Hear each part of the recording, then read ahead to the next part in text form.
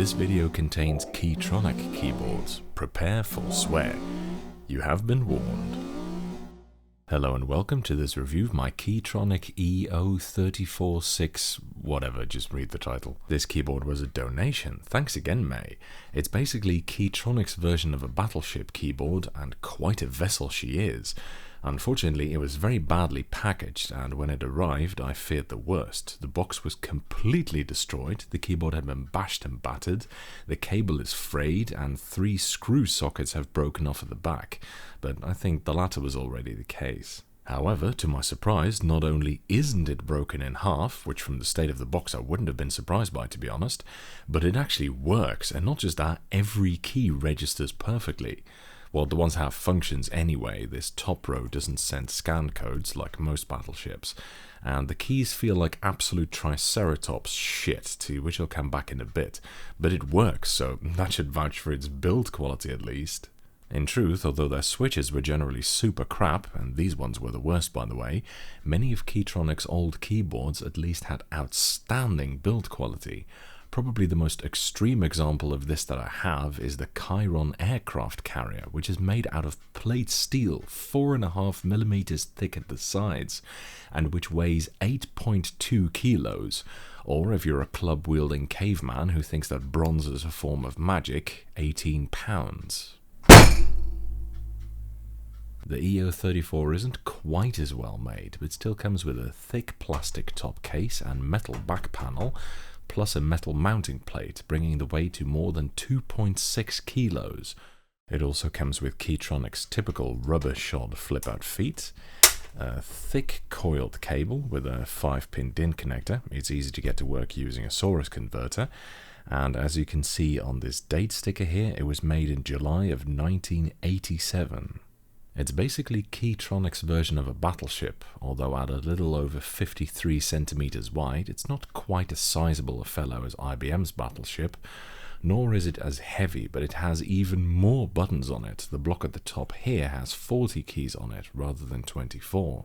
The keycaps use Key Tronic's distinctive font, but unlike most of their keycaps, which are double-shot ABS, these are actually dye-sublimed PBT, or at least I think it's dye-sublimed, because I can't see any degradation or texture change, but it's so unbelievably razor-sharp that I can't see any fuzzy edges, even with a magnifying glass. In fact, when you put it next to a Model F keycap, which were already ridiculously well printed, it looks at least as sharp, if not outright better. It's pretty amazing. Anyway, the fact that they're PBT is given away rather easily by how they're still pristine virgin white, whereas the rest of the keyboard has turned pretty much ochre yellow, including the spacebar, which is evidently ABS. The keycaps use Key Tronic's proprietary mount, so they're in no way compatible with MX-type switches, unfortunately. Also, although it was sent in by an Estonian, this model appears to come in a Swedish layout, which is recognizable by these 3 letters here, which are pronounced Hurken, Flurken and Burken respectively. You can tell the board is not Estonian layout because there are letters on it that are not vowels, which would have been completely useless in Estonian, as consonants don't seem to be used in that language. This model of keyboard is known in Sweden as the Björn rather than the E034, and it comes with this assembling manual, as well as a proprietary device called a hackalöken, which is a very universal term that Swedes apparently use with great regularity. Many of the keys are specifically intended for use with printing presses, which this model was apparently used with. I think I understand what most of them mean as well. Swedish is not actually all that difficult to read in my experience. Almost all of the keys say something weird or funny, like sida upp, början, and förstück, but my favorite probably has to be the slut key, as if rub out wasn't weird enough for a keyboard. Although adfuck, hamtafuck, sisfuck, and nitfuck are also up there. It's also got an SS key on it, so maybe the designer was a Nazi sympathizer. Also, backspace really should read BS on more keyboard models, shouldn't it?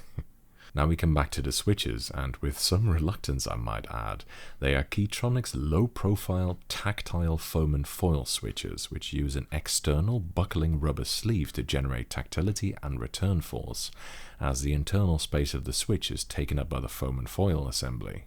These switches made it into my top 10 worst switches video, and I've had the unfortunate distinction of having to use these for a week multiple times now, even though I'd rather burn them at the stake than touch them. By Jesus, a Scrotox nutsack, the typing feel is absolutely hideous!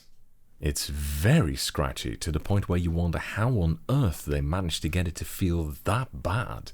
They bind on off-center key presses, and the tactility is very inconsistent.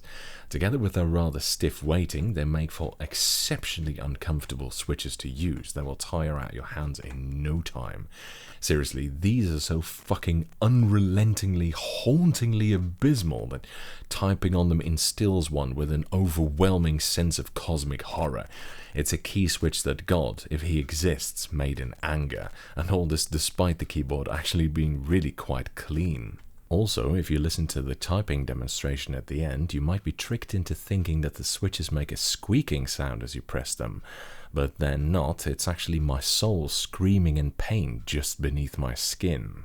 Key Tronic's earlier switches, such as their tall foam and foil switches and magnetic reeds, were, well, not great, but not as cataclysmically, face-smackingly awful as these low-profile tactile totems of fuckness.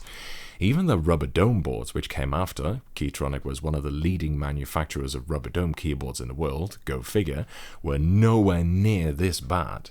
Yes, I'm stating that a standard rubber dome keyboard is better, way better actually, than this piss-covered slop. What single-digit IQ dipshit came up with this cunting contraption of a key switch, and what maniacal dumbfuck let him produce it?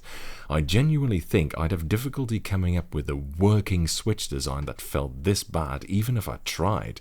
And you know what? It was only number 8 on that top 10 worst switches video. Can you imagine how terrible the other ones are? So overall, the board itself is actually really quite good, but the switches are simply unbearable. There's no other way to put it. The typical Key Tronic foam and foil then. Shame, such a shame. That's it for this review. Thank you for watching. I hope you enjoyed it. And following as a typing demonstration of me typing on this keyboard.